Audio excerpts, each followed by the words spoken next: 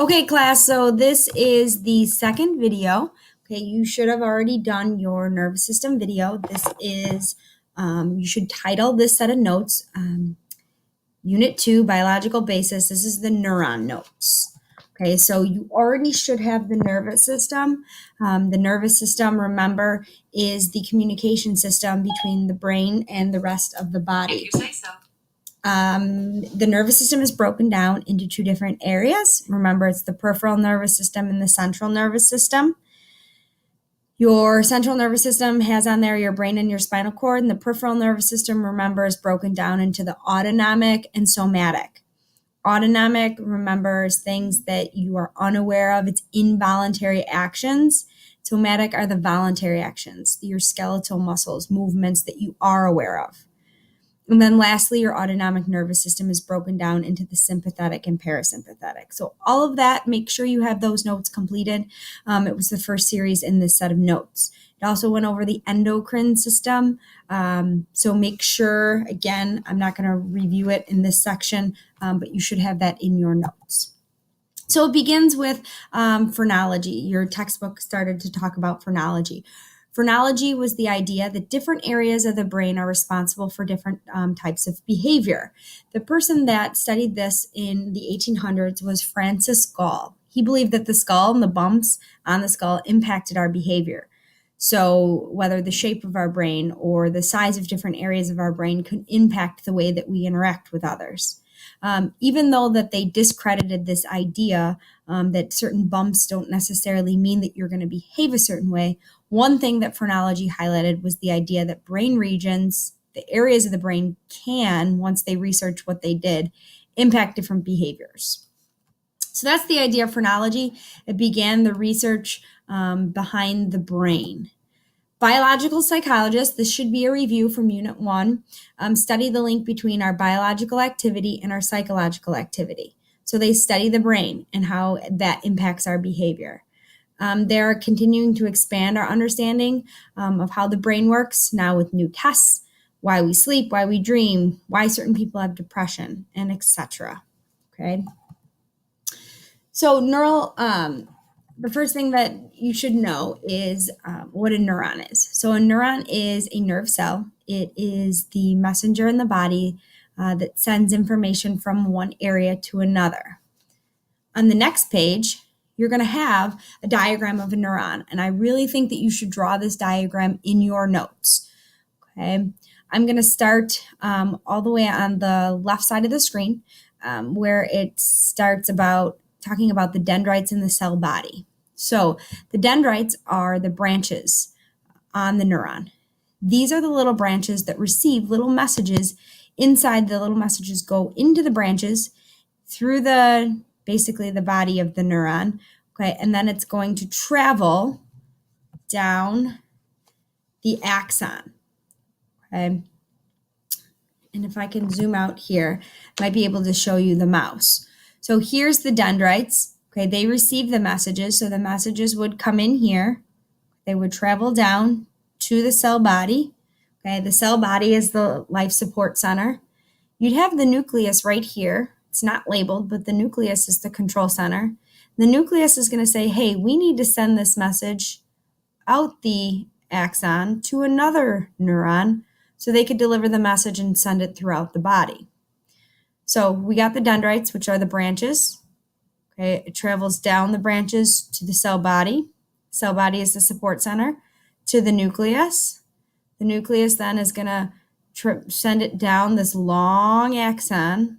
Okay, the axon is the longer area of the neuron, the longest area. It's covered by this thing called the myelin sheath, which is going to come in handy down the road. Okay, the myelin sheath covers the axon in some of the neurons, and it helps speed up the impulse. So whether or not it's going to go really slow or the message is going to go really fast, it's depending on whether or not it has this nice thin covering over it. Okay. The neural impulse, again, is going to be the message that's sent down. So it's not a specific area of the neuron that you need to label. Right. And then at the end here, you could see there's the terminal branches, which are the axon terminals. Right. And here, the message is going to be released out this area and out this end. Okay, over here, if I had another image, then there'd be another neuron with the dendrites and the little branches, and then the message would continue and go to the next one. Okay, so I would stop, freeze it, make sure that you have all the parts labeled, and make sure you have a pretty good idea of what it looks like in your notes. Okay, again, it's listing all the different parts of the neuron, and we kind of went through it. Make sure you know what a dendrite is. A dendrite is the one that receives the message from other axons. All right, the cell body, also known as the soma, is the life support center. Axon is the long extension of the neuron covered with myelin sheath. It could actually stretch for several feet. The myelin sheath is the insulated area. The gap between the insulated area is known as the nodes of Revere, and it would be right here if we were to label it. Again, that's not in your textbook, but I think it's good to know. Okay, that's like I said, the nodes of Revere. Okay. What makes up the myelin sheath is what's known as Schwann cells. So actually what creates the myelin sheath are these Schwann cells. The nucleus is the control center. The axon terminal, remember, is at the end of the axon, and they help send the messages across the way. Okay, and then there's that nodes of Revere. Right. So make sure if I were to give you a sheet of paper tomorrow that you'd be able to draw a neuron and label all the parts. All right, so now there's different types of neurons, okay, that you should know. The first two, okay, you're going to find those in the peripheral nervous system. So you're going to find these in your nerves. They're known as the sensory neurons and the motor neurons. The sensory neurons carry the messages from the body tissue to the sensory organs. Okay, and then it's going to take it inward to the brain and the spinal cord.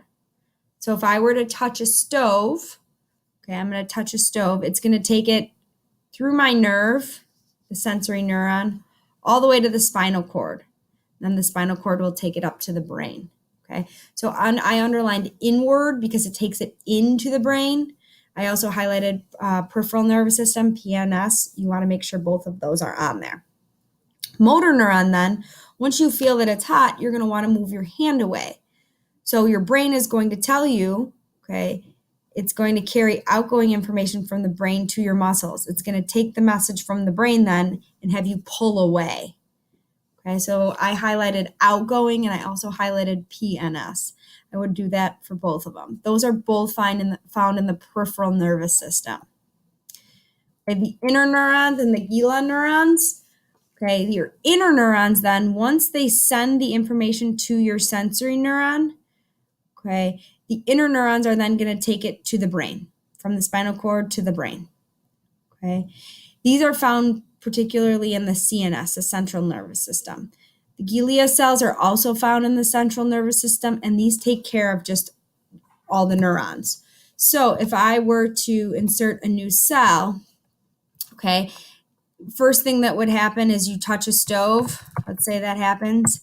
Your sensory neurons are going to take the information, okay, and they're going to send it then to an inner neuron.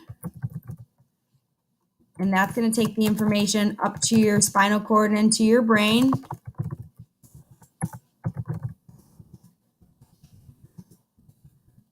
Okay. Once it then gets to your brain from your spinal cord, then it's going to send a message, and then it's going to send a motor neuron to send the message to move your hand. So the sensory neuron would be going inward to your brain, and this then is going to be a message going outward to your hand. Okay. That's kind of the order. It would start with the sensory, then it would go to the inner, and then it would go to your motor. Okay. So kind of looking at that, the big thing that you should know, okay, is you should understand the neuron, the types of neurons, okay, that you have, be able to label a neuron and the structure of the neuron, and I will see you in class tomorrow.